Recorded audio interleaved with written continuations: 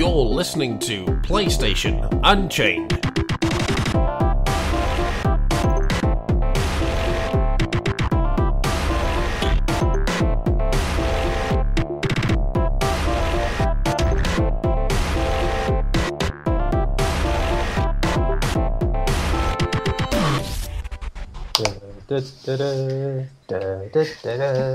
Anyway, yeah, let's forget that bollocks. It's episode 83 of PlayStation Unchained.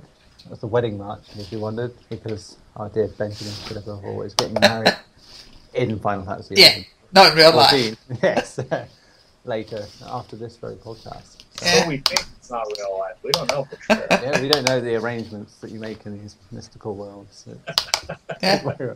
So yes, I have the groom himself, Ben Shillabeer-Hall here. Yeah. Hello, everyone. I can't believe it's tonight. I'm going to get married on Final Fantasies. I can't believe it. Oh, I'm excited. I'll get some cake. Excited for the actual wedding or for the free items we get? The cake. Hey, I paid for my wedding. I paid for both of us, so. How much did it cost you to pay for the wedding? £20. Wow. Real money? Yeah, real money. You have to spend real money to get married in that game? Yeah. Oh, man. Vegas is cheaper than that. It's $40, I think it is. Oh my word. That's, you got to buy one bracelet each. But I bought it, gave it to her, and then I bought my own. So wait, they're $10 a bracelet? $20 a bracelet. So you spend €40 or £40. No, £20. It's $40. Conversion rate, I suppose. Yeah, conversion. Well, it's about £22 and $35, I think it is. I can't believe it, Ben. Hey, I'm getting a mount, an emote, a wife, and cake. I was going to say, isn't your wife going to be wanting them out? Yeah, you're getting a two-person mount, which is useless unless she's with you all the time. Well, no, because anyone could get on the mount in your party. Even you could get on my mount. I'm still having an affair with you in that game. And I'll get some cake. This mounting each other is... I think the important thing is I get cake, guys. You get cake. That's fine. I'll be propping up the bar as usual. Well, I wanted a stag night, but nobody would accept doing naked extreme fights. But What are you talking about? I would totally accept it. yeah, I wanted to do some naked, unsynced extreme fights for funs. Then technically, shouldn't you do the stag night in a different game? Like you go somewhere else to go and do your stag do. So Yeah. you just start acting like Final Fantasy characters in, I don't know, some zombie game or something. Yeah. I don't know. Anyway, before we forget, also note that Garri Bagdasarov is here as well. Welcome, Yes. Garri. How are you today? I could be better, but I'm decent. Are you mourning your Gwent trophy on the Twitter? I'm not mourning it. I'm just angry about it. It's one of the most time-consuming trophies to get, and it's completely glitched for me. And They are the worst. I'll say that. it took me about 10 to 15 hours to get this trophy. Phew. I have all the side quests, playing every person I can possibly play, hunting down every card, and nothing. No trophy. I've been there on some games. Like even this year with Dying Light, actually, was one of them, when its trophy list was glitched. It's like doing that thing of kicking the zombies off the roof. I must have done it like nearly 1,000 times. And it Oh, I had that glitch too. Yeah, but I loaded it up last month, did one kick, and it was there. Bing. Because they fixed it. So, Yeah, I think it was some weird thing. It was like the trophy was named one way, but you had to do it a certain different way. yeah. It was really weird of how it was set up. I don't think like drop kicks counted yet. Actually, I had to kick them off. Yeah, so there were a whole bunch of things that were going wrong with their trophy list, basically. Something that happened with Dead Island as well, I think. Well, there's a lot of things wrong with Dead Island. Dead Island Riptide, I remember I got all the collectibles, but it didn't give me the trophy. It sucked. I remember getting to about 4 hours into that game and it never went any further. It just crashed at the same point every single time. To be fair, it's a zombie game. 4 hours is the whole game. Aha! But you know, it's not my first Glitch trophy. I had a glitch trophy in God of War 3 Remastered too. Thankfully, that one unlocked when I went back through it from the beginning again. But yeah, It's really ever nice the opposite way around. Like you get a glitch trophy where you get a trophy too easily. Well, that happened to me. Remember, I missed that when that happened. Where I would get trophies for. I was playing. I can't remember what game I was playing now, but I was getting trophies for Resident Evil. That's it. Yeah, I was playing complete. Rogue Legacy. That was it, Rogue Legacy. Yeah. That's it. Yeah, actually in the weeks you said after that, I did see the odd person have the same problem. So it's a weird little thing that happens now and again. Different games as well. Yeah. Anyway, we should probably get on with some news stories. Otherwise, we're going to have another one of those podcasts, and you'll be late for your own wedding. So let's go. I suppose we should start with probably not Sony-related news, but gaming-related news, because of course Tesoro Iwata passed away last week, and everyone showed old Nintendo, which is at the age of 55, a bit sad to have happen. So everyone knows obviously details of that. So quick thing for both of you guys, just say your favourite sort of Iwata Nintendo moment thing. So I'll start with you, Garri. Oh man, so many moments, it's so hard to say. I was really sad when I heard this news. All the things he's done for not just Nintendo, but for the industry itself. I mean, I know a lot of people are kind of hating on Nintendo right now for some of the decisions they've made, but he's one of those guys who's literally made all of the most amazing games of my childhood. Him and Miyamoto together. I still think the Wii U is one of the best consoles. I know it's considered like a new gen console, like the PS4 and Xbox One, but to me, if I had the choice, if it had the same type of games that the PS3 and 360 had, the Wii U would have been my choice of consoles. Oh yeah, if it had strong third party, there's no doubt about it. Yeah, especially with the incredible first party titles they made. Like, I've never been disappointed with the first party title they've made. It's, I hope you're not looking forward to Devil's Third then. Well, it's not their title though. That's the thing. They're just distributing it.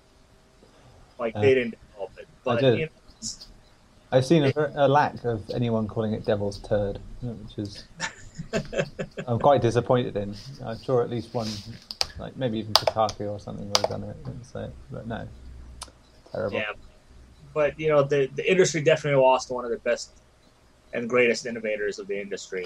Yeah.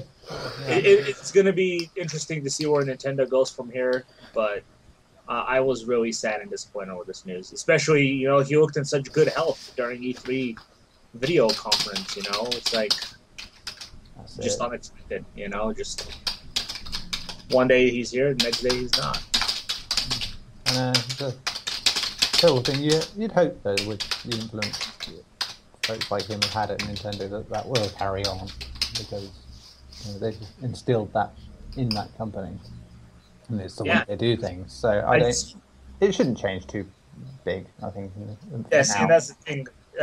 You kind of have to wonder, is like, was he the one keeping things together? Or like, is everything going to start falling apart now?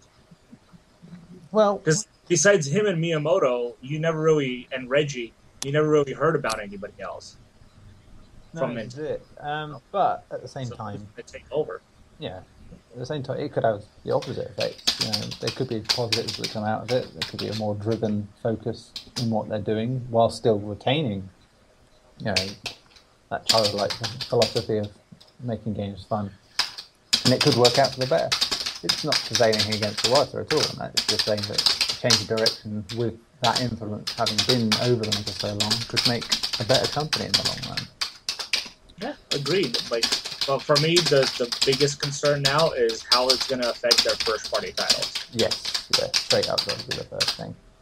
Because Miyamoto, he's 71 now. He's not going to be around for much longer doing games. No, surprisingly, he still is, to be honest. But yeah. What about you, Ben?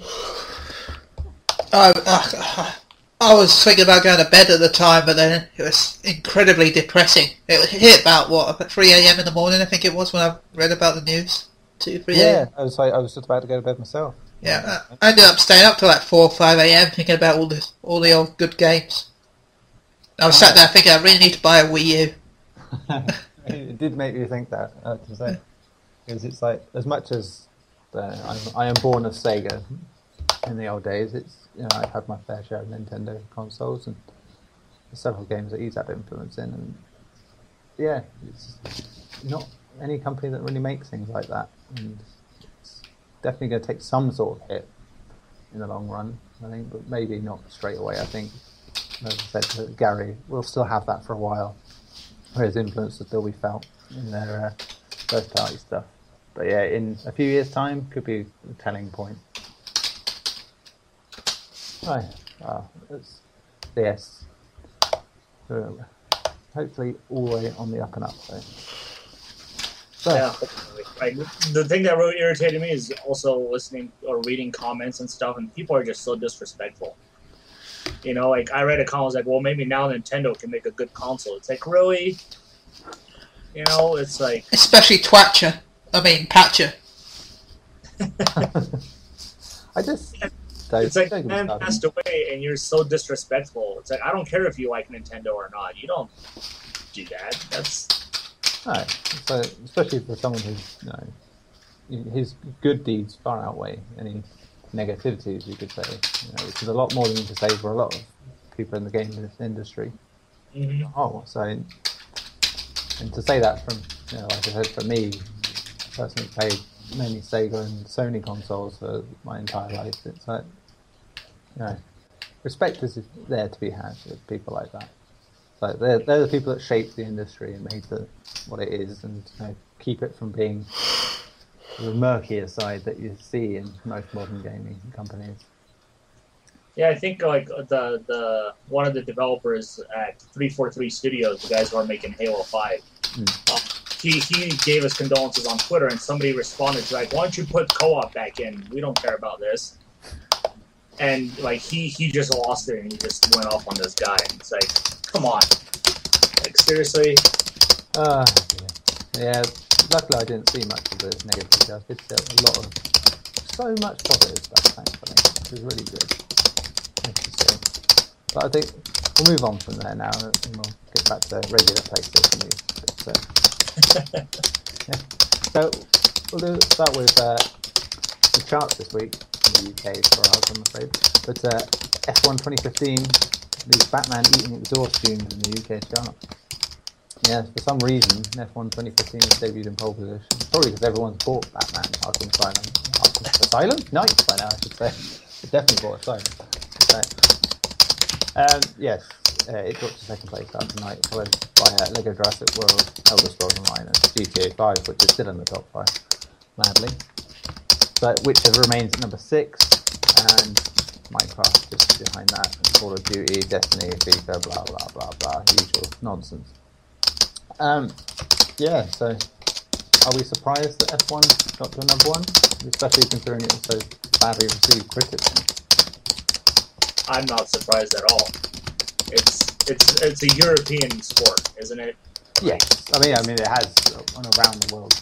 Yeah, it's like when European. It's number 1 for like 3 months in the UK. So well, like I said, FIFA 15 is number 11 in the chart. Still, it's like the season's over. Yeah, it's just one of those things where it's an extremely popular sport in Europe. So I'm not surprised by it. Usually those types of games do well over there. Yeah, not so much here. It's like rugby. When the rugby game comes out, it sells pretty well in the UK, and like it doesn't even sell 100,000 units in North America. Yeah, the same with American sports over here. They tend to do well for a week and then disappear. Yeah. And Ben, you surprised or shocked or annoyed or angry? Or take a phone? Oh, Gary's phone! Call a friend! I think Michael Pachter wants to have a word on this. He just told me in a message saying that sports games will sell very well, sell badly. So obviously this means they do very well. Anyway, I'm not shocked at this all. But, yeah. That's all I'm going to add. Yeah, that's all there is to add. We'll talk more about why later, as it may come up in the review. Right, so let's go to this next thing. I don't know much about this story to a degree, apart from I've seen a bit of the TV shows. But Metal Gear Rising director Kenji Saito wants to make a Kill la Kill or Berserk game. Now, Platinum Games Kenji Saito expressed his desire to make a game based on the hit 2013 anime Kill la Kill, or the notoriously brutal long-running manga Berserk. His tweet was a response to a fan asking to make games based on anime studio Tatsunoko production series Gatchaman and Kara. Given that Platinum Games is busy with several games, including Transformers, Nier, and a bunch of other stuff, no doubt, so it seems like it will be a while away. But do you guys have any interest in these anime series, and would you like Platinum to do them? If anyone was doing them, I want it to be Platinum or CyberConnect. Yeah, I mean, I've seen a bit of Kill la Kill, and it is Platinum to a T. So that's their sort of thing, straight away. I haven't seen Kill la Kill. I have seen Berserk. I mean, we had one game of Berserk already on the Dreamcast. Oh yeah. Yeah, which was a pretty interesting game. But no, I would love it. Platinum is not my favorite studio. I think I've mentioned that before, but sure, why not? Splendid. So that's all we need to say on that one. Let's come and see what more stories there are. Yeah, I've seen nothing else. Let's see. Got to be so many. Alright, Sony was surprised by Xbox One's backwards compatibility. What do you believe? Well, every week we seem to have a story about a surprise and someone being surprised about something someone has done. Surprise! Yes, this time it's Yoshida again, for the second week running. He admitted it was taken by surprise at Microsoft's announcement of backwards compatibility. He said, I was very surprised, as we just mentioned. It must have taken lots of effort for them to realise the backwards compatibility because the Xbox 360 and Xbox One use very different kinds of architecture. I'm very curious. They showed a very short list of titles at work, and doing software emulation means you have to work title by title. So I'm curious to see what kinds of games will be included in those 100 games that they said will be compatible by the end of the year. While acknowledging the demand for a PS4 backwards compatibility, Yoshida-san said that the format holder is focused on making new game experiences. Furthermore, he pointed out that PS4 gamers get the nostalgic kicks via PlayStation Now. It's not really the best argument at the minute. He said, we don't have backwards compatibility with PS4. With PS Now, you can play PS3 games on PS4. The main purpose of PS Now is a network service. By removing the requirement of games running on a console itself, we can bring PlayStation games to multiple devices, including non-PlayStation devices. We just announced an alliance with Samsung in the US, so people who purchase Samsung TVs can play PlayStation games on their TV. So that's the main purpose, not to provide backwards compatibility. I totally understand people asking for it, and if it was easy, we'd have done that. But our focus is creating PS4 games and adding new services. Remaking games on PS4 makes those games even better. With The Last of Us, you can play at 60 frames per second. Same goes for Dark Souls 2. Yeah, I actually just finished Dark Souls 2 again on PS4. Instead of doing your job, come on. So yes, he was surprised by the backwards compatibility. Thinks PlayStation Now is going to be the better alternative. What do you think, guys? We'll start with Ben. Well, to be honest, I rarely play my old games, if I'm honest. My PS3 is probably covered in dust and coughing and go, why do you not play me no more? I don't know why it sounds like that, but that's what my PS3 sounds like. Is it an import? Is that what it sounds like? Why you not playing me? Insert disc. Why you not? Anyway, but PS Now, I'll probably use that more than I would actually backwards compatibility, mainly because I can use it on any device. I don't care. My PS4 has enough games. So yeah, my PS4 has enough games right now that I don't need PS3 games for it, but PS Now allows me to play PS3 games on my phone, on my telly, on my Blu-ray player, on my Vita, on my watch one day maybe, anywhere I want. And it'll also allow me to play PS1 and PS2 games. So yeah, that's more important to me than anything. Yeah, I think that'll be the one that matters in the end. It's just once it has more formats in PlayStation now, and they've got their subscription model nailed down, it's going to be amazing. And then, yeah, I do honestly believe it'll be a better alternative than, hoping that that title you really like is going to be coming to Xbox One that was on Xbox 360.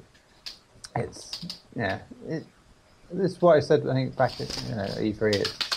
Sony are looking more to the future with what they're doing. Whereas Microsoft is sort of doing something to try and win E3. And had this big statement of intent. Oh, look, you can play your old games. So, yeah, make the jump. You can come. But like I said, most people have already made that jump. And so, what was the overall gain in doing so? What about you, Garri? I have to agree with Ben. I'm more for the streaming thing than the backwards compatibility. At first, I was all backwards compatibility. I was like, oh, I can't play my old game. That's stupid. But then I realized how I was using it, which was never once I got a new console. So, I won't say never. There were times I went back, but I did that with my back catalog. In the first year of PS3, I just finished up all the games I need to finish, and it was nice in that respect. Yeah. Yeah, it's after that there was no need for it. Yeah, it's nice to have. Don't get me wrong. I would love to have it. I would love to put in a PS3 game into my PS4 and play that. With the scaling and everything. But is it necessary? I don't think so. I mean, Sony already said back when Microsoft announced it that we know a lot of people want it, but very few people actually use it.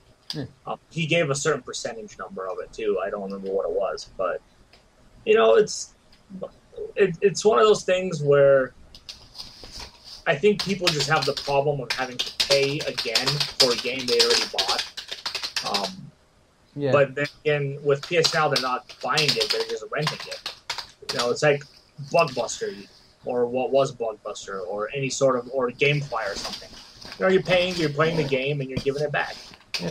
A lot of people don't like to buy games. They spend $60, and then they go back to GameSpot or something and return it for $25.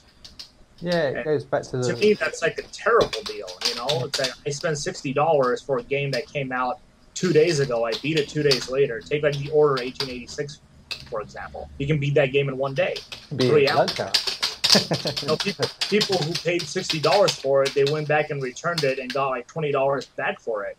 I know. It's like, what kind of deal is that? And people consider that a good deal. That's a dreadful deal to me. I'd rather pay, $10 to rent a game and keep it for 90 days or 30 days or whatever and be done that way. I mean, you only have to look at Plus, and people complain about they aren't free games because if your subscription ends, they're gone. It's like, but how many games are you actually going to play for the length of the subscription? And just carry on playing them. It's very rare, and you're not really lost them. If you do put your subscription up again, you'll be able to play it again. That's the way it works. And it's just, it makes sense in the long run, I think, doesn't it?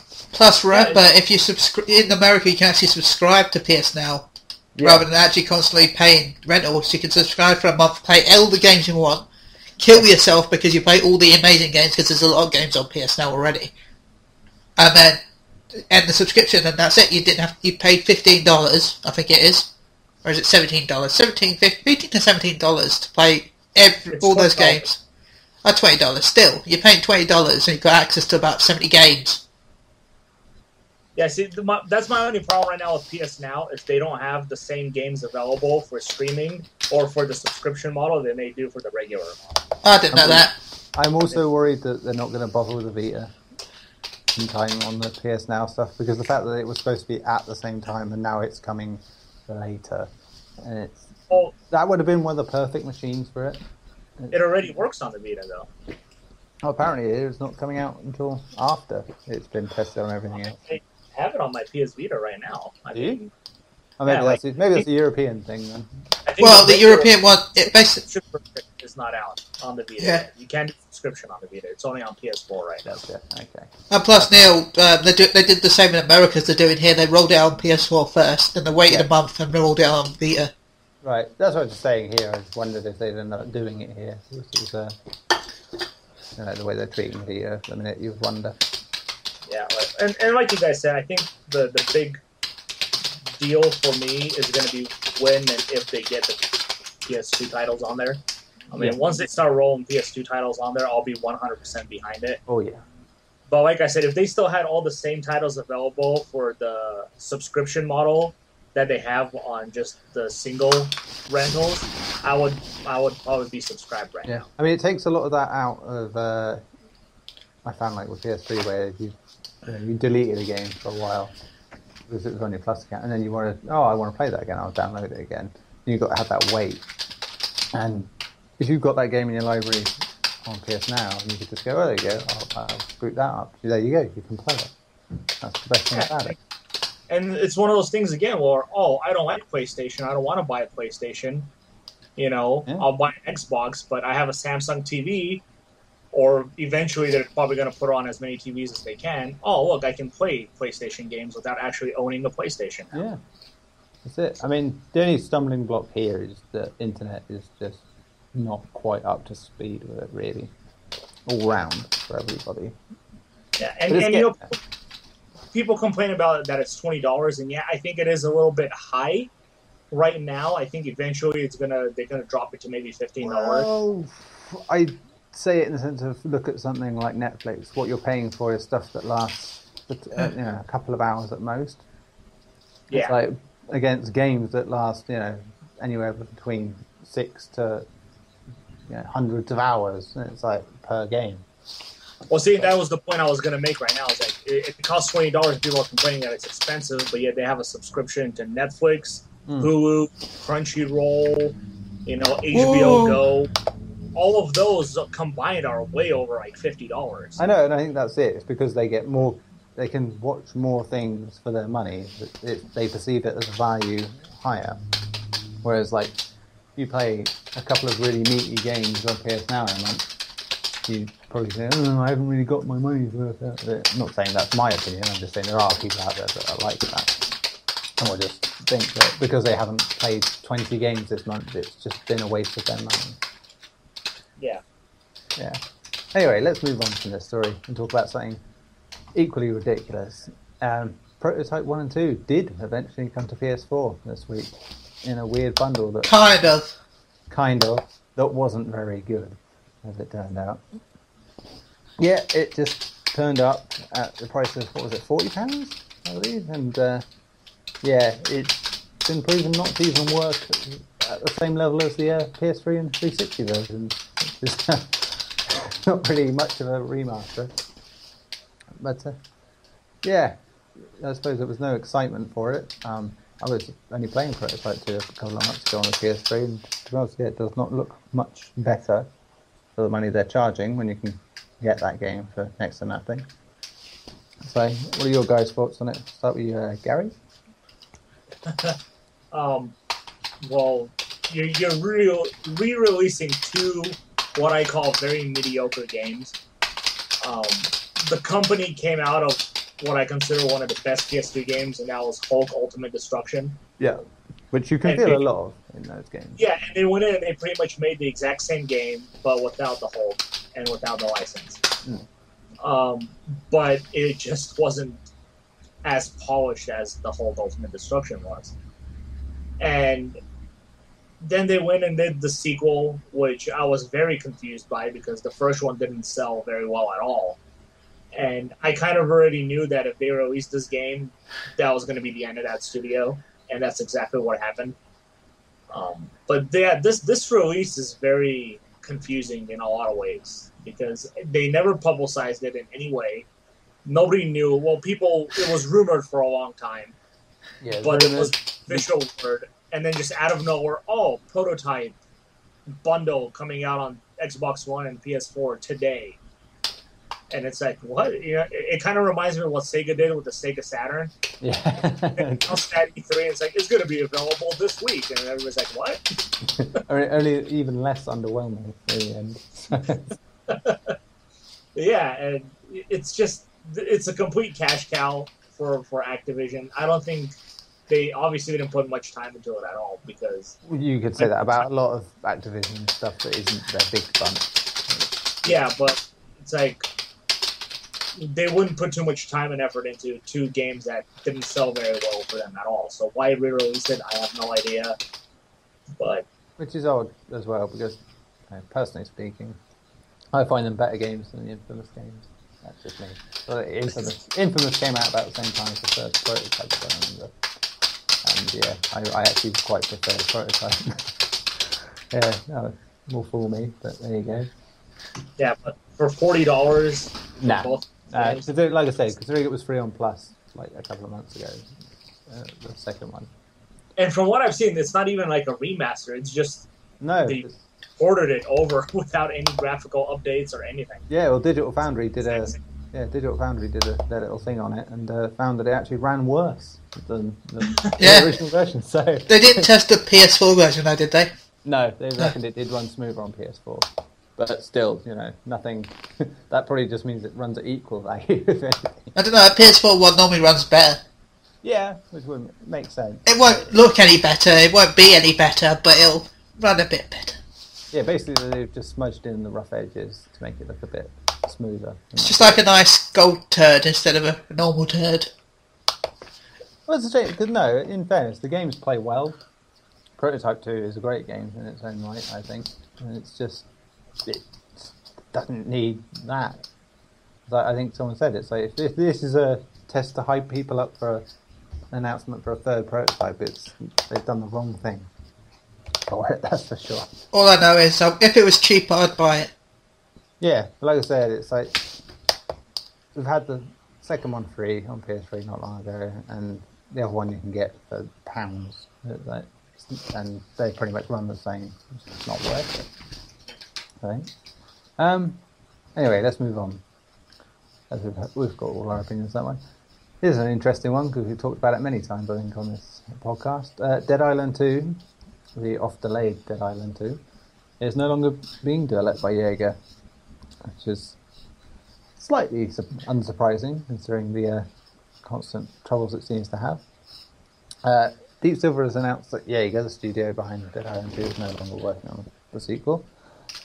A statement sent to us, the company stated, with Dead Island 2, Deep Silver has always been dedicated to delivering the sequel that Dead Island fans deserve. After careful consideration, today we announced the decision to part ways with development partner Jaeger. We will continue working towards bringing our vision of Dead Island 2 to life, and we'll share further information at a later stage. Yeah, it was originally planned to come out just a few months after Dying Light, funnily enough, which I think was back in March, April sort of time, and then got delayed again. And it was to next year. There's no replacement developer on hand, and since that article, Jaeger came out with a statement which I had predicted earlier in the week that it sounds like Jaeger had ideas for the game, Deep Silver had ideas, and basically they weren't matching. And yeah, Jaeger basically saying as much. So yeah, do you guys think there's any hope for Dead Island 2, Ben? I kind of want it, and then I kind of selfishly don't want to. Because at this point then, I've played a game that's never going to be released, and that feels amazing. In case anyone knows, I wrote a preview of Dead or Alive. Dead or Alive. Oh, we don't know, it's Dead or Alive right now. Ooh. Yeah. I wrote a preview last year for PSU.com on Dead Island 2 because I played it last September. And it was really bad. Yeah, it was on a sorry state then, wasn't it? Oh yeah, it was horrendously bad. As I said before, I think the worst part had to be the crafting system. The worst crafting system I have ever seen in my entire life. Yeah, that's one of the things I was thinking this week was, you had these big games that influence the rest of the industry with what they do. Like, GTA 3 made their sandbox well, that everyone wanted to copy straight away, and generally there were decent copies.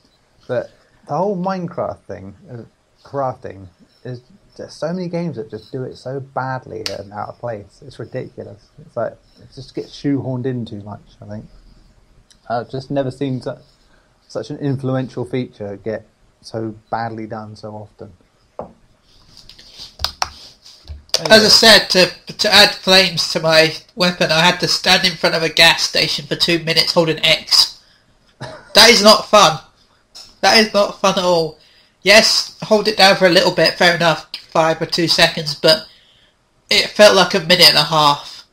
My thumb was actually hurting from how long I was pressing it. That's how long I had to press the X button. And then it lasted 2 hits. So I had to go back again and hold it up. It was just not worth it.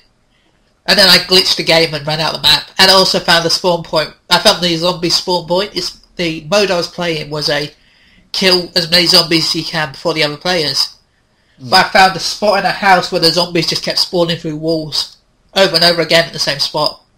So I kind of won because they wouldn't stop spawning. Yeah. Then I got bored and just left and ran off the map. And then the game froze. Because I'm good. Like that. Yeah. Okay, what about Garri? What do you reckon? Any hope for Dead or Alive? I'm pretty sure it's gonna come out. It's probably they're probably gonna go and give it to the original team that worked on the first Dead Island and Dying. Techland, yeah. Yeah, they'll probably just go back to Techland. But Techland have left them pretty much with Warner Brothers now. But Warner Brothers doesn't own them. No, but they seem to leave them with pretty... It wasn't on friendly terms, from what I can tell. Yeah, wouldn't be the first time, though, that such a thing happened, I suppose, so... Yeah, but I'm sure the game is going to come out eventually, no matter what, depending on who's developing what. But my whole problem with it is Jaeger, they're kind of a newer company. They released, in my opinion, one of the most surprisingly great games of the last generation with Spec Ops: The Line. Yeah. That game was phenomenal to me. But the storyline was so dark and gritty. It was a very realistic storyline of what you would expect to happen in a real war. Well, they made the idea of a very generic shooter into something quite deep and thoughtful. Especially if you have the name Spec Ops, which is one of the most painted names in video games. Yeah. It's just the best one games they released. Oh man! I mean, it is almost like a middle finger to the very name, the very game that they've made. I don't know. It's hard to say at this point. It's like, did they just make the game like that to make a point, or is that because that's about the level of their abilities in terms of making games? You know, the story stuff, brilliant, no doubt about that. Like, and it worked with being that type of game. But maybe that's why, or maybe they had just ideas about this that, you know, Deep Silver thought didn't really suit what they were going for, as it sounds. But see, it's one of those things, like, for me, personally, if you're developing a game, I think the developer should be able to get more say than the publisher in it. That's just me, because they are working on the game. I think they would know what type of game they want to make. Obviously, you approved the type of game they wanted to, which was the first Dead Island. When they released that first trailer, oh my god, this is going to be a super serious game. That trailer won awards for them. Yeah. You know, and then it comes out and it's like this cheesy half-comedy game. You know, it's completely opposite of what you showed off. And then here comes Dead Island 2, and it's telling you exactly what it is. It's a fun... And like, that trailer was brilliant. Yeah. It was one of the best trailers of E3, and one of the best trailers I've ever seen. And I think it's... just like you said, they meshed together, or they clashed with each other, and it hurt the game. And it's not the first time it's happened, and it definitely won't be the last. But if you're paying your developer to do a game, you should let them do the game instead of butting in and telling them exactly how you want the game to be made. I do wonder, though, given that they had such a split with Techland, that maybe they'd hoped that they'd employed yes men for the job. They would just do what they wanted, and of course they suddenly found out that Jaeger didn't want to do what they wanted to do. and that's what's happened. Yeah, and it's one of those things that leads to like closing of studios. Jaeger could close down because of this. Because as far as I know, they don't get paid until the game is out. No, that's it, and it could shut them down. They've lost like 3 years of their life working on this game probably, and with nothing to show for it. Yeah, especially when quite publicly the game has had its troubles already. It just doesn't look good for them at the minute, which is a shame because at the very least there's potential for someone like Jaeger. Yeah, it just seems to make Techland look like making a very smart move, moving away, like they did. Anyway, enough time spent on that. So let's see what else is there. Well, I suppose we've got to mention this next piece because our Blushing Groom quite fancies this game. That he's often cited it as being one of the best games of all time on this very podcast. He does seem to have a penchant for a certain farm animal. Ooh. And its ability to do some really crazy stuff in a ridiculously glitchy, mappy environment. Yes, we finally found out that Goat Simulator... Yes! PS3. Yes! Yes! Yes! Yes! Yes! Now, if only I can remember who it was that liked it. Oh, yes. Oh. Yes, it's coming next month. Finally, having been on everything else, it's a collaboration between Double 11 and Coffee Stain means that the game will finally be on PlayStation systems next month. Goat Simulator, aside from headbutting your way to farmyard glory, you can fly on a jetpack, blow stuff up, perform mid-air tricks, and even go toe-to-toe with other gamers via their frantic multiplayer mode.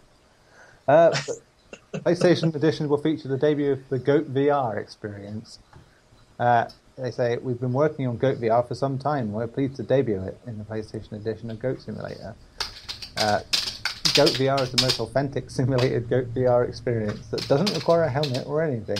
Although it's not quite ready yet, we felt it better to stay ahead of the crowd and let it out into the wild. We still need to do that part where it connects to an actual headset, but for now, you can enjoy a simulated Goat VR experience without it. So I assume I should go straight to Garri and ask, are you excited for Goat Simulator? I'm excited for Ben. I've never heard somebody be more excited for something other than a naked girl like Ben was.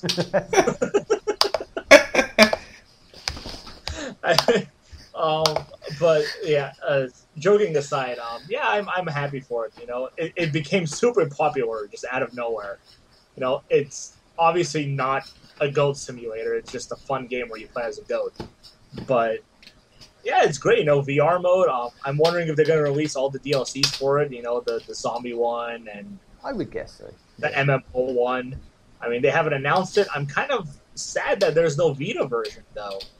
Yeah, they announced it for PS4 and PS3, but no Vita, which it's very sad because you have the opportunity cross buy all three platforms. A lot of the indie developers are doing that now.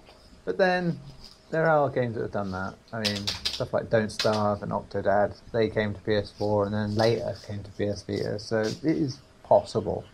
No, it is possible, but usually for something like this that is eventually going to come out on PS4, you kind of would have expected it.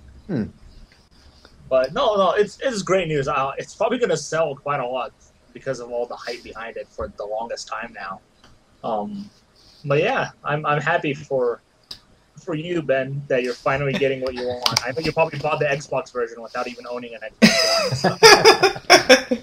Well, I have it on PC and phone, so I'll buy it on PS4 as well. Maybe PS3 just because need more.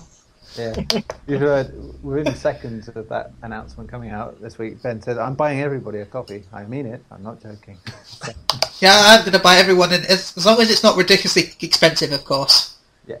Yeah. How much is it on all the other platforms? I don't know. Xbox, what PC? It's about £5. I'd say it'd be probably about one of those 12 quid games. Right? Yeah. I think it's going to be like $1.99. Yeah. Or 9. Sorry. I think it's going to be about 10 quid, maybe. Yeah. Yeah, it'd be around that sort If of it's price. $20, it's not worth it in my opinion. Dear, dear. Ah. Yeah, so you're excited, mainly. That's Yeah. me. I'm down to review it as well. Of course, yeah. First person goat mode, yes! VR goat mode! I'm gonna go faint. Be right back. Okay, let's see. I'll do a couple more stories because they're already dragging the old time out on just the news alone.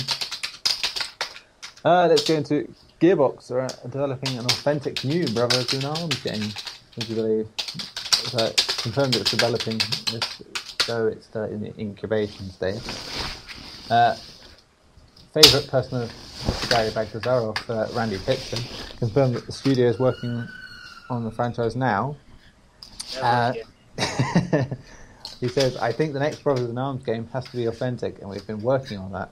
He says, I feel we have unfinished business there with both the fiction and the history. I'd like to get into that. I've spent a lot of time thinking about it. He thinks about things, Garri. Would you believe? Sadly, it takes a lot of resources, energy and money to do what must be done, so it's not something I feel I could do completely alone. Yeah. I need good partners for it, so we've been talking to great folks, but it's really putting all that together that's the limiting factor. Once we put all the partnerships together in terms of publishing, collaborators and creators, we can talk about it. I feel like I'm on the brink of it, but we're not quite there yet. Once that happens, development will really take off. And then sometime after that, if we don't completely kill ourselves, we'll announce. But we're in the incubation phase with the next one, that's for sure. So it's the subtleties for something that's coming, but it's coming. So, yeah. Because Furious 4, which was what they were going to make originally for Brothers in Arms, which was nothing like the original Brothers in Arms game, ended up being Battleborn. So, do you believe the word of Randy Pitchford, Garri?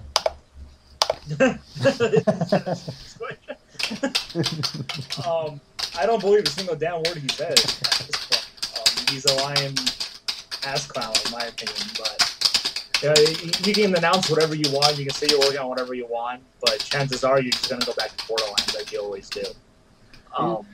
He's literally made this announcement twice in the same week as well. He's done it with Duke Nukem and this. He said the same thing when he goes, oh, we're going to make it, but we want other people to work on it. Which is basically saying, yeah, like with Colonial Marines, we want to be able to blame someone else when it goes wrong.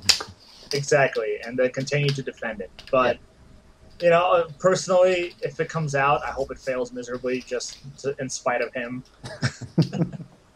I'm sorry to say. But I think this just, in my opinion, proves that Gearbox is not a very good video game design studio. You know, they made Borderlands, which technically isn't a good game, but they passed it off as a great game because they put RPG and said that it was an RPG. That's why your bullets miss 90% of the time. But yeah, I'm sorry, Ben. I know you like Gearbox. I know you like Borderlands, but who said I like Gearbox? I dislike the company. Okay, so you just like Borderlands, which is fine. Yeah. The greatest thing about Borderlands is the writing. That's I'll give it that. Like the writing is phenomenal. But now that they lost the writer, he left. He went to a different studio. I don't know what they're going to do then. And in all fairness, in the Borderlands franchise, there's only been one really good game, and that's 2, and that's it. Like pre-sequel was pretty bad. I must admit, I loved the story pre-sequel. Yeah, story was good, but everything else was bad. It was erratic and rushed. So really, they've got one game that's darn good, in my opinion. And I really love that one game. It's like Borderlands 2 is still one of my favourite games ever. The other games in the series haven't been as good. Yeah, you announced the Furious 4, which you should have gone with because you could have kept the writer for that time period and made it Borderlands in World War II. Yeah. But now you're going to go with an authentic game, and we've seen how well you do an authentic game with Aliens. So, oh yes, Mr. I'm a big fan of Aliens. and Duke Nukem, are you kidding me? You're going to pass that off to a different developer? I mean, like I said, unless it's certain companies doing that, it's just not worth it. So the guys behind Shadow Warrior could do it. The guys behind Bulletstorm could do it, and that's it. Yeah. I think really they'd be my two choices to make the. you bought the license just to let it sit there, and that's exactly what they're going to do with it. Yeah, they're not the only company to do it, I'll say that. But yeah, they are one of those companies, sadly. It's just hold on to things. Sad. Ben? This is one of the reasons I didn't buy Homeworld re-release is because they released it. Yeah. I would love to buy Borderlands 3, but that's about it. I'm not going to buy anything else of theirs. That's it. No, it's like Colonial Marines to this day. It's just the nicest thing you could say about Colonial Marines was that the multiplayer was hilarious fun. But a game about aliens shouldn't be hilarious fun. And the sound effects were authentic, but that's not them. That was 20th Century Fox. Yes, as I think dear Jim Sterling, who's also not quite a fan of this, is pointed out to that indie developer in his recent interview. It's like the sound effect. If that's what you're going on, someone else's sound effects to be your highlight, then that just shows how poor a job you've done. I'll say this. If Creative Assembly can make a successful Alien game where you don't fight, you run and hide, and it's the first game they've done that's not a real-time strategy game, then Gearbox can do a freaking shooter on an Alien franchise. I'm sorry, it shouldn't be hard. I mean, that was a good thing that Sega came out of it with some sort of redemption for what happened. Yeah, and it makes me even more sad that they canceled Obsidian's RPG and went with Colonial Marines instead. Sad. Sadness of all sorts. Let's see, what else have we got? Shenmue 3 Kickstarter. It ended with $6.3 million. It's all good. We all love that. Yeah, it ended last night, I believe, wasn't it? With roughly £4.1 million for over here. It's become the highest funded video game project on Kickstarter. But it's also a benefit from an enhanced battle system because of that funding. Yeah, it also reached that 2 million goal in less than 24 hours when it came out, following the unveiling at E3. And also became the fastest video game on the crowdfunding service to hit the 1 million mark. Earlier this week, the official website opened and was accompanied by a new teaser trailer titled Lake of the Lantern Bug, which was quite nice little thing, I'd say. And it's still scheduled to come out December 2017. I'm hoping for my birthday. Guys, pleased with the funding it ended up getting, Garri?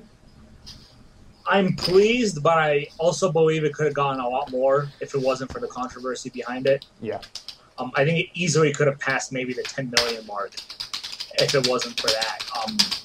You had over 67,000 people contribute, which we think is great, but then you look at companies like, oh, we sold 5 million copies of the game and it's not enough.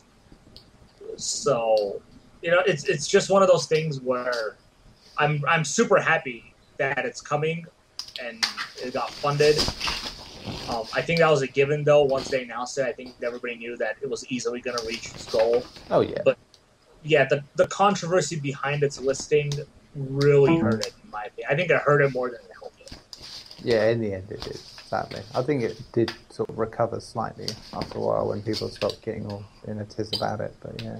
Yeah, and, it's one of those things like we always talk about. Everybody wants this game, but can they prove how much they want it by funding it? And then you look, how long have people wanted Shenmue 3 and only 67,000 people funded it? Numbers there just don't really add up to me, but... There you go.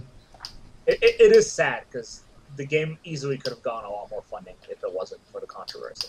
Yeah, easily could. And Ben, what do you think? Good? Good. I wish, as Garri said, I think if it wasn't for all the issues with Sony, and how much they're funding, what they're doing, then I think it would have got a lot more. What we're talking about though, did you back it all, Garri? Oh yeah, I did. Yeah, I think we're all backers, aren't we? I think I gave it the 120 or 125. Oh, nice. What did you go with, Neil? I went with the paupers version. Yeah. I'm in a current predicament financially where I just have to decide which one thing I want video game wise at a time. Yeah, it's gonna suck to wait until 2017 to get my money back. Yeah, I mean, at the same time, it's like you know, I could feasibly wait because it's my birthday around that time, so I could be like, yeah, that'd be a great birthday present. But I don't know, it's kind of nice to know that it's coming and that it's there. Just now I have to hope that it's good. So, Anything, this should be a point that everybody should look at it and see, like, wow, people funded a game that hasn't seen a release in over 15 years. Franchise, and it just shows you how much people want it. And a lot of studios need to start looking at Kickstarter if they don't want to fund it themselves or they can't afford to do it themselves. Yeah. Time splitters, guys, come on. Yeah, Streets of Rage. Streets of Rage, come on. Get on with it. Yeah, Right. it's just sad for the controversy. I think what would have helped if they came out and been straightforward with it and said, we are helping fund the game, but we just can't fund all of these features. If you want more features in the game, you can contribute. I think they kind of hoped that it would be obvious because they were on Sony's stage to do it, and I think, yeah. Well, it should have been obvious when they only asked for $2 million. Yeah, I mean, because, you know, financial. Shenmue 1 cost $50 million to make. Like I said at the time, I think people were just too caught up in the whole hysteria of it and sort of dragging it down with detail. People just wouldn't have listened properly anyway, and it just would have killed the buzz. So I can understand why, but you know, it'll hopefully tell people in the future how to sort of make that disclaimer straight away, and people will know anyway that, oh well, if it shows up at this, you know, company's conference, that means that they're the ones helping pay. So there's a little bright side out of it, and that's the problem that goes with being the first to do it like this. All right. Like we said, if it all goes right, then, you know, it's put Sony in a good light in the future. Anyway, one last story before we go on to feature and review stuff.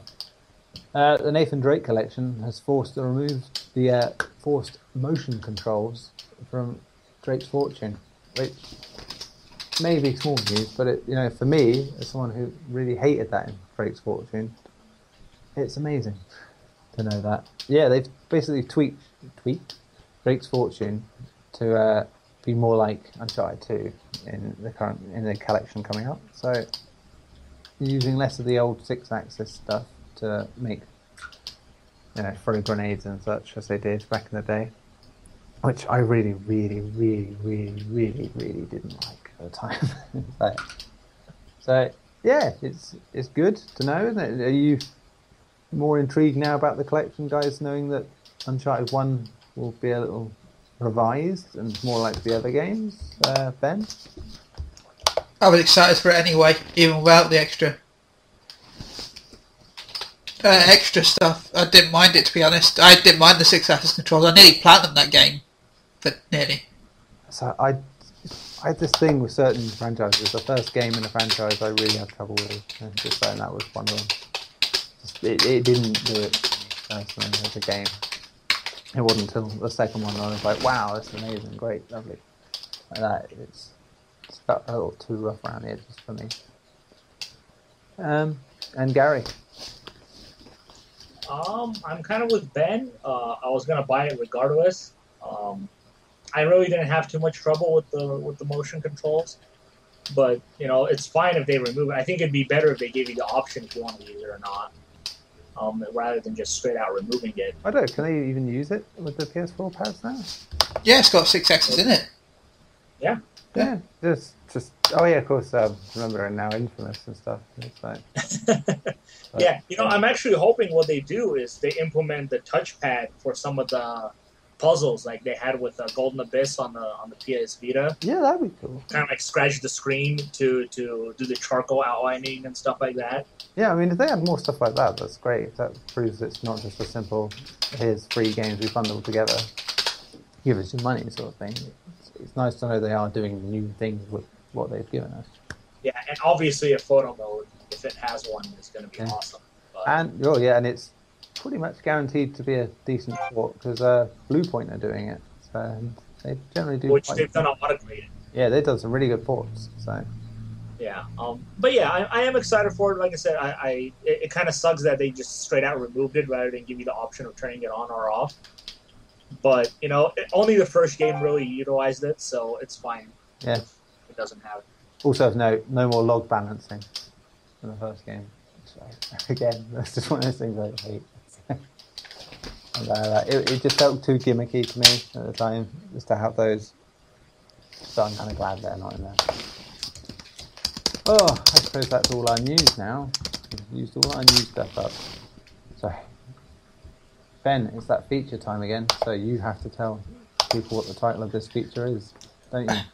Well, thank you all for listening so far, but I think it's time for us to relax, put on the kettle, enjoy, have a little break, and it's time to battle with Bolt. This is going to be the week where I asked Kevin to just sort of put some theme music over the top. But we'll just do it plain as day this week. It's like easy, simple question this week. Mainly brought on by playing The Vanishing of Ethan Carter, because it's just so beautiful to look at. What's your favourite gaming world and why? Now, I'll do the answers that we got from social media first. All Facebook this week. I didn't do it on Twitter, but let's see what we got.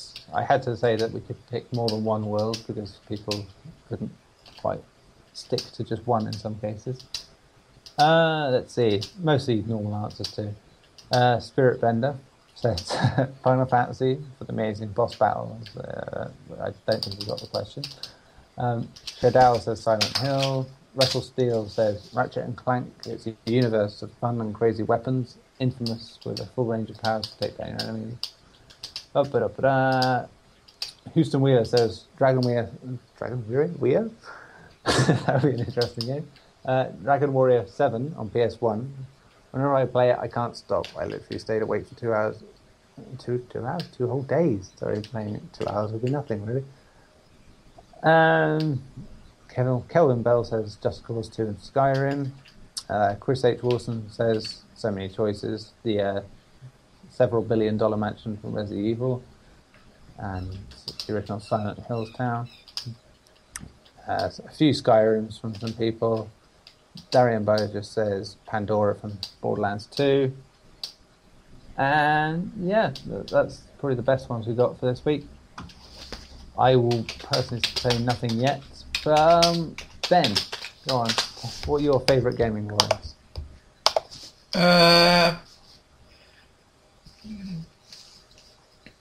Well, I'd love to be in the world of Final Fantasy, especially, I say Final Fantasy 14 to be honest, because that way, if I don't want to be out dangerous, then I can hide in and do crafting all day and not go out with the scary monsters.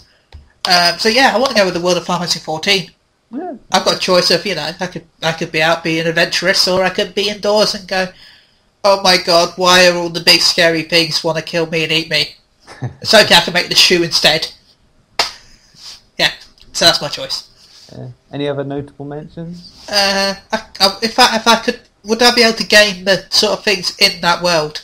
Oh yeah, you'd be in that world. Okay, then Infamous, so I could have superpowers. Or Saints Row for superpowers. Oh god, I just do that. But a very dull world, not than that. Saints Row, Jesus. Imagine me, half naked in a spandex, running around with a giant bat. Imagine it, Ben. How do you play that? You're gonna be running around with one of those big dildos, dude. What are you talking about? Well, yeah, I was trying to say that, but try and be nice. Sorry. Niceties. We're past the watershed here, so it's fine. Wow. It may not be where you are. It may be 11 o'clock in the morning, in which case, put down that tea and get ready for some horrible language. Yeah.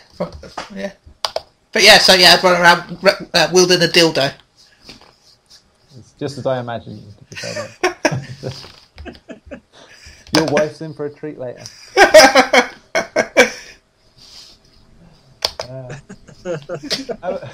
How about you, Garri?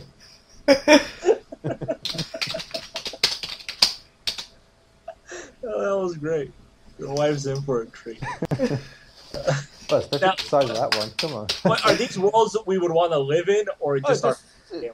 Whatever way you want to interpret it, it's just a word that you admire the look of, one you got lost in for God knows how long.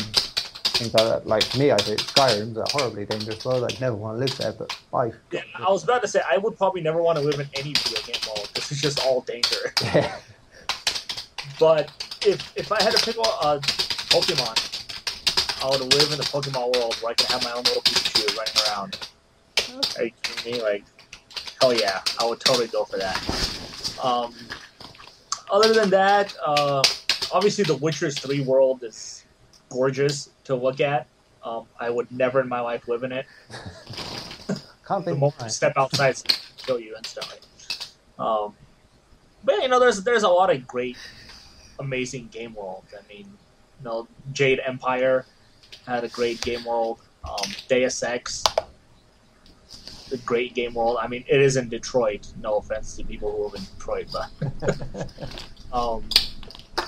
you know, Warhammer 40K. Never want to step foot into that world.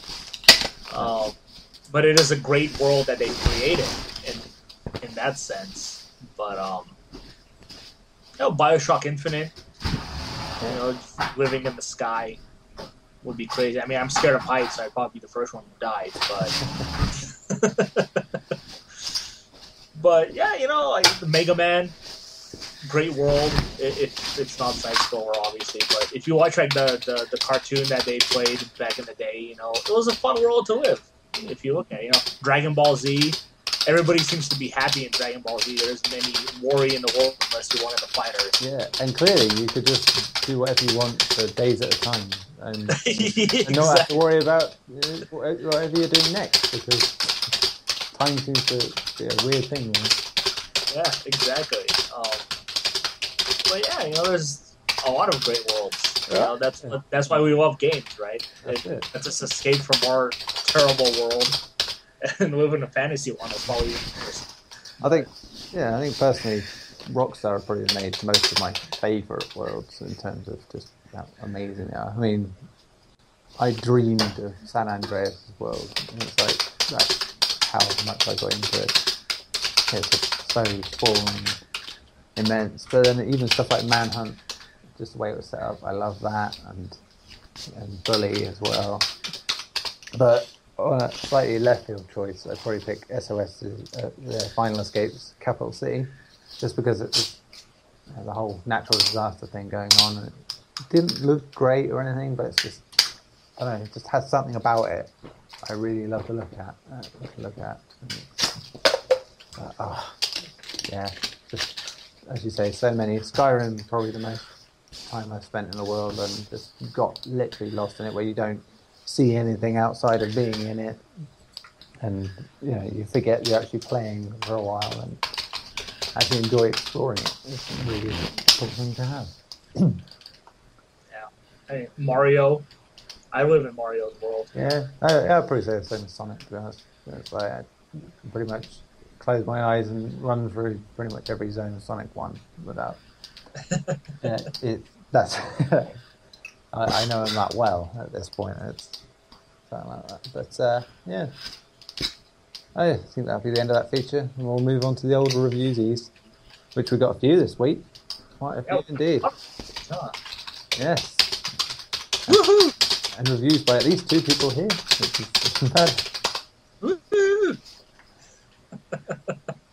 Right, let's start with Suikoden 3. Am I saying that right? Because I never know if I'm saying it right. Is it Suikoden or is it Suikoden? Suikoden. Oh, Suikoden. Yeah, like soya stuff. I don't know. My Japanese. That's how I pronounce it. Oh, there you go. So we're going to call it Suikoden. Anyway, it was reviewed by the good old Dane I like, Operation Raccoon City and Make Terrible Life Choices Smith. Oh, that's so mean. I process it in once a week.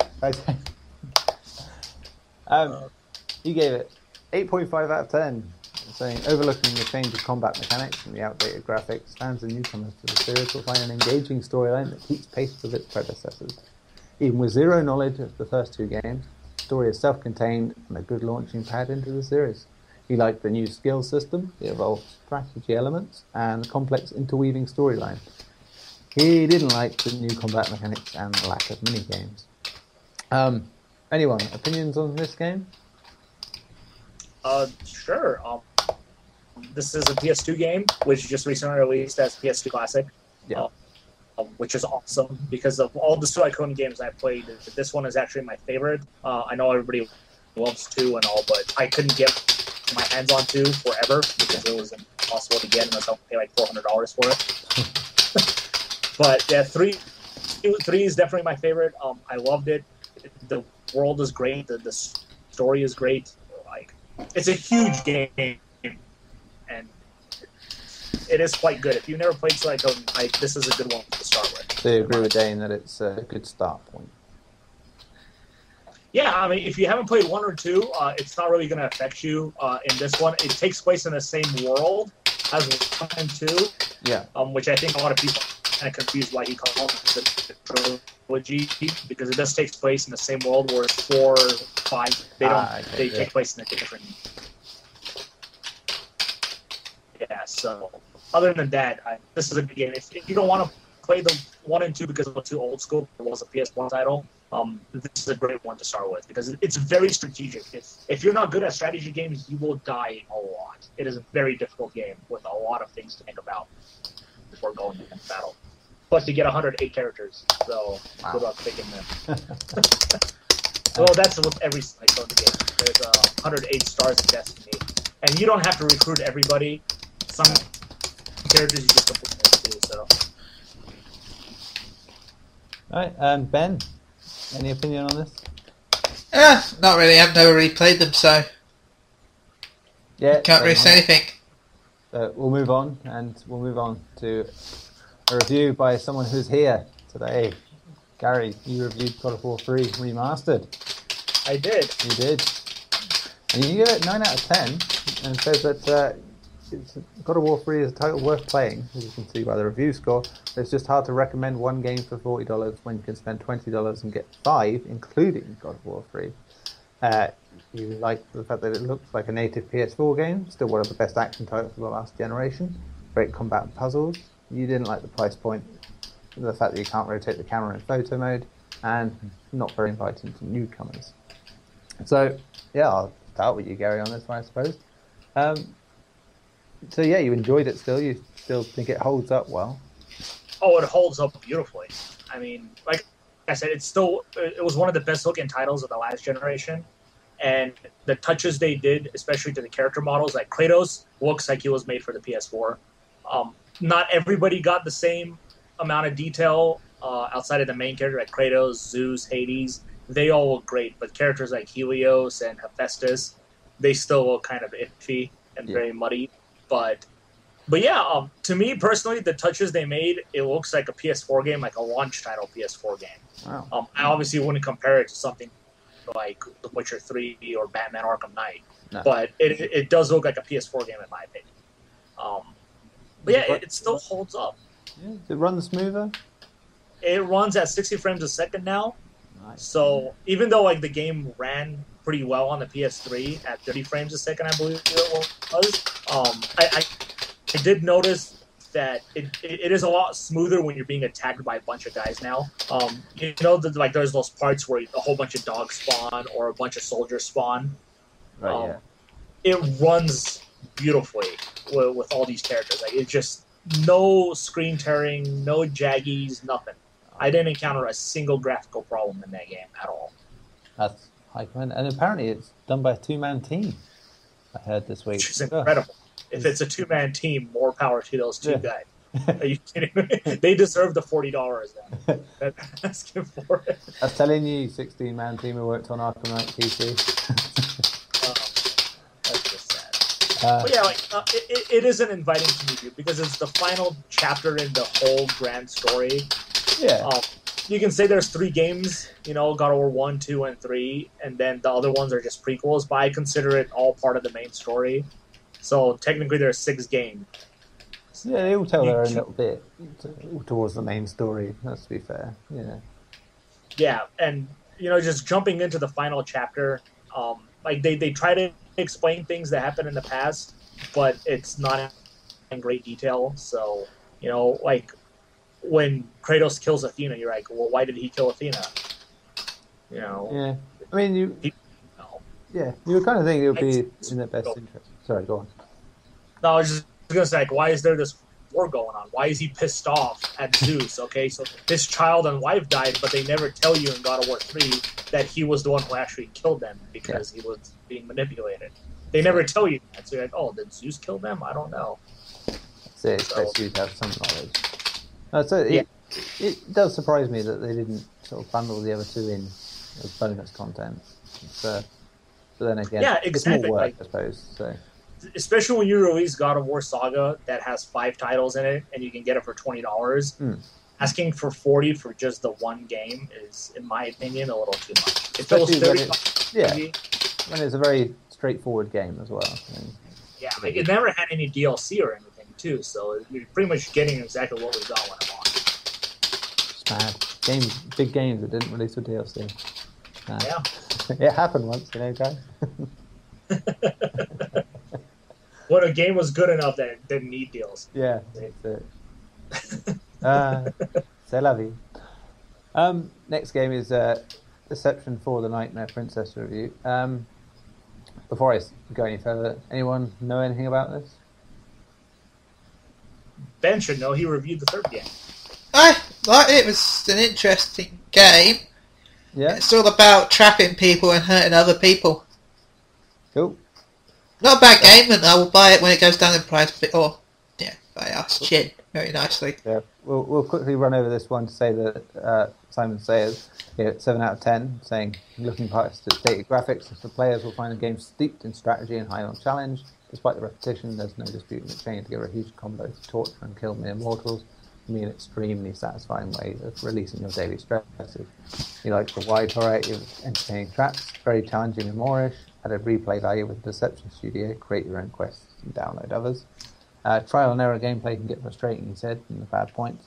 Looks dated, and timing has to be so perfect for fighting more than one enemy at a time. Yes, here, as we said, 7 out of 10. We'll move on to the next review, though, as we've got some stuff still to do here, peeps. What do we got next? The Fall review, again, by Simon Sayers. And he gave this one. I hate the 2 pages thing in this review sometimes. Get to the second page. He gave this 8 out of 10. He said the controls could be more intuitive, as good interacting with objects, but overall the Fall's winning combination of great storyline, well-penned script, and impressive game world makes it one of the best indie titles out there. He said immersive storyline and great script, brilliant audio work from the voice actors, soundtrack is great too, and the clever logical puzzles that fit in with the sci-fi theme were all good points. And on the bad side of things, control scheme and interacting with items could be more intuitive. Getting stuck because you've missed spotting one vital item due to the need to search high and low with your flashlight is also a bad point. Is this game on any of you guys' radar at all, Ben? Nope. No? Garri?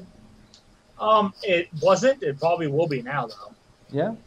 Yeah, I'm intrigued after hearing the review and seeing some of the bits of it. It's interesting. Yeah, I'm a very story guy, so if it has a great story, I'm all for it. Yeah. Moving on to a game then that doesn't have a great story, and in fact doesn't have a lot going for it, to be honest. Godzilla on PS4. And this was reviewed by... Oh, me. Okay.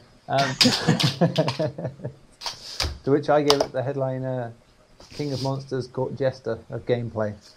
Because it was atrocious in a lot of ways. And I said, what could have been a cheese-filled celebration of the history of one of the most famous movie monsters around instead winds up as a tragic and premature obituary.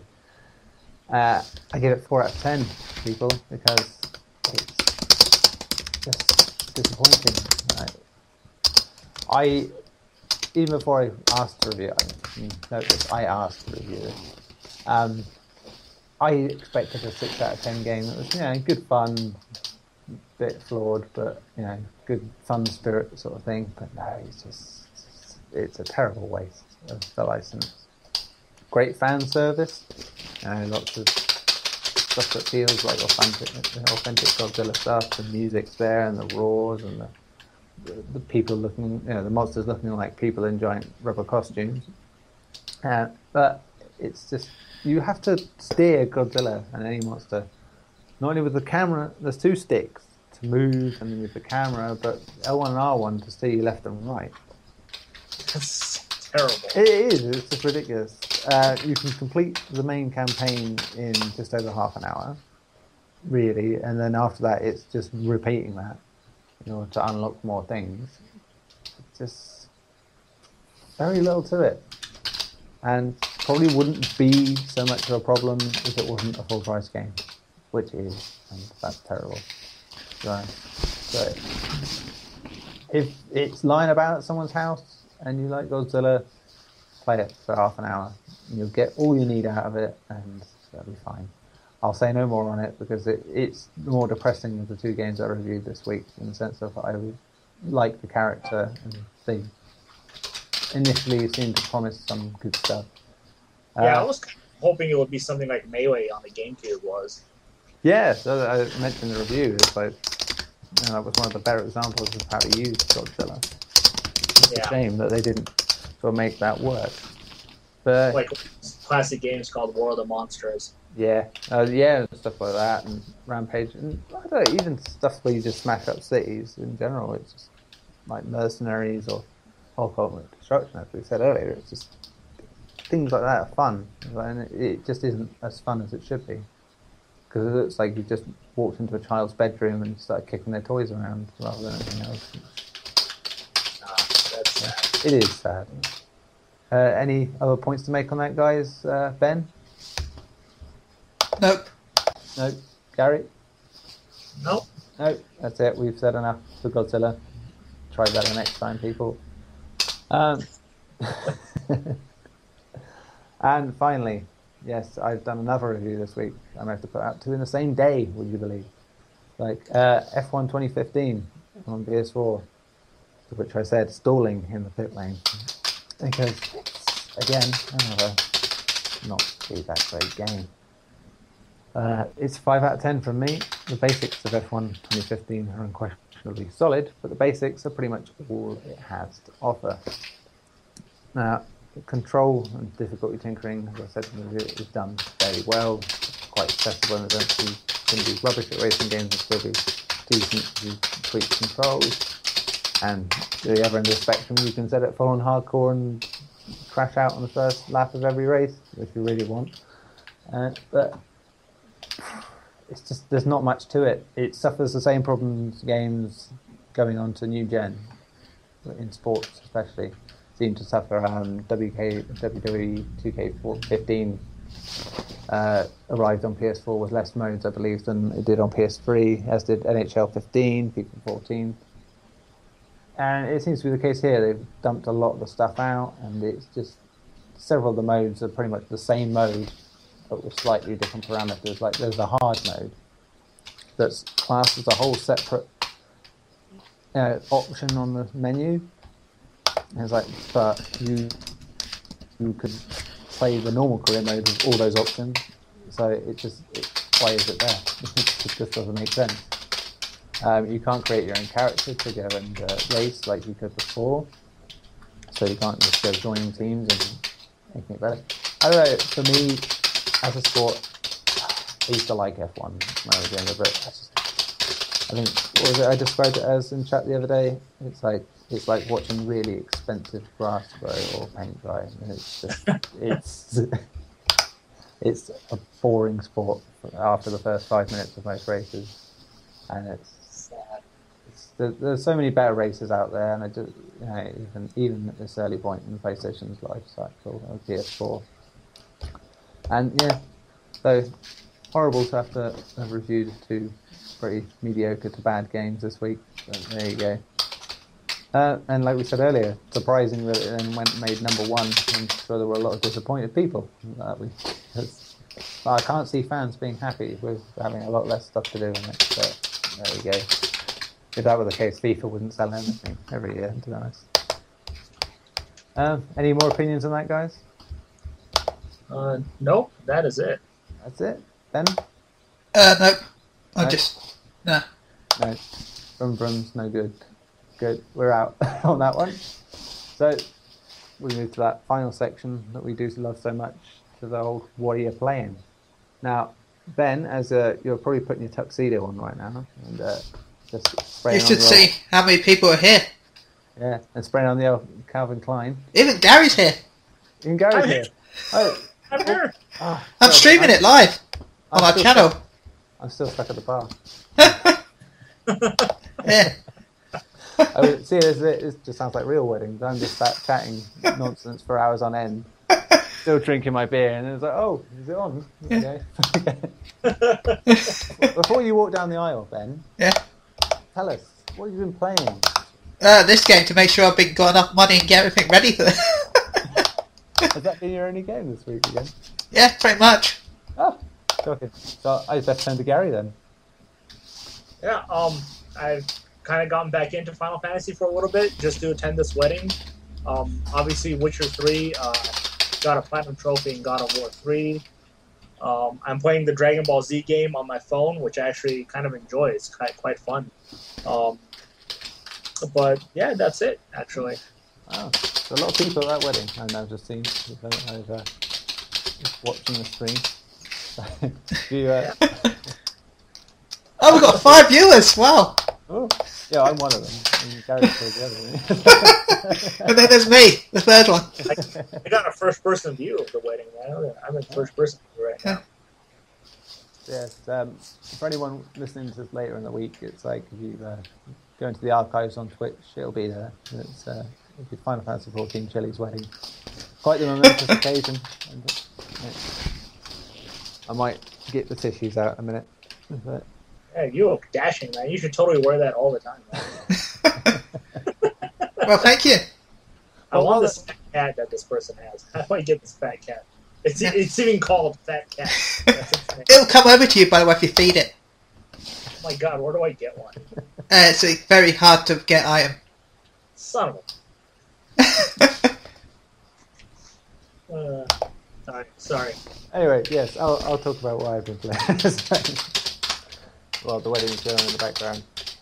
I have been playing those games I reviewed, and I started thinking, after the greatness of having to review Rocket League and Batman and getting these stuffers, would I get to play anything nice and new and cool again? And I did, because I'm currently playing The Vanishing of Ethan Carter, which is just, game atmosphere is just absolutely wonderful, and it looks so good. It's one of those games you can pretty much class as being a walking simulator, in the sense that you don't have any combat or anything. You're just looking for clues in this sort of foresty countryside stuff and in houses. And it's just, I don't know, it just sucks you in. This weird Twin Peaks-esque vibe to it. And again, it's another one I'm reviewing, so I'll talk more about that next week. Other than that, played as much as I did on PC. Sorry? I played that game on PC, and that game is brilliant. Yeah, isn't it made by the people who made Bulletstorm? I think so. Yeah. Yeah, which is more surprising. It's another one of those where it's by someone who made something you love, like Don't Nod, who made Remember Me, made Life is Strange. And I'm just like, I love both those games for different reasons, but I love both those games because they're just so diverse compared to each other. And again, it's like this. It's just, last night it just got totally sucked into it. It's a wonderful little game, I think. Other than that, still playing Minecraft with the son. It's getting really. More and more each week, I'm seeing what the big fuss has always been about Minecraft.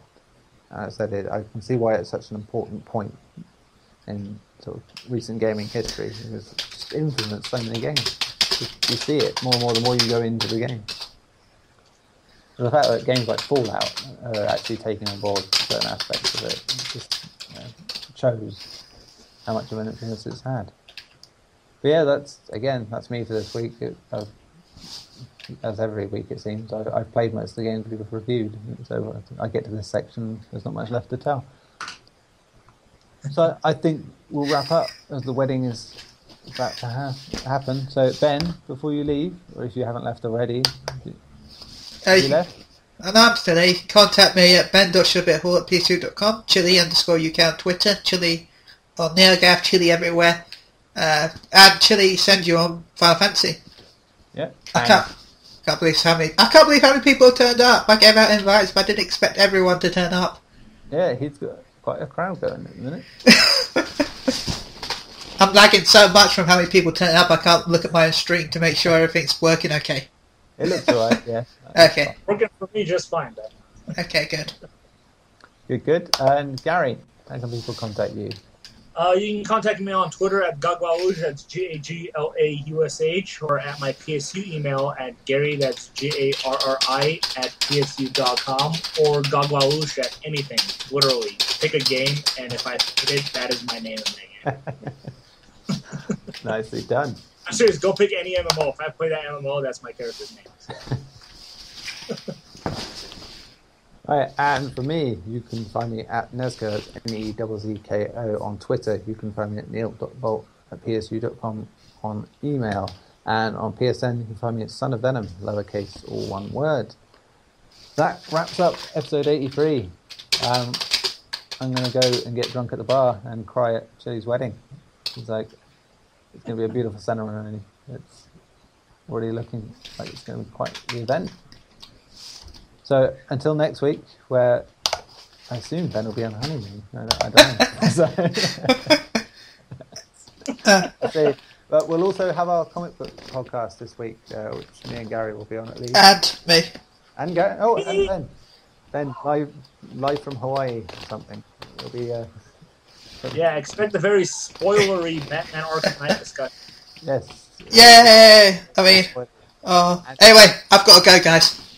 Okay, so it's good night from all of us, and thank God for that man, Ben Shillabeer-Hall. Good night. Goodbye, everyone. Bye. Bye. Bye. Bye.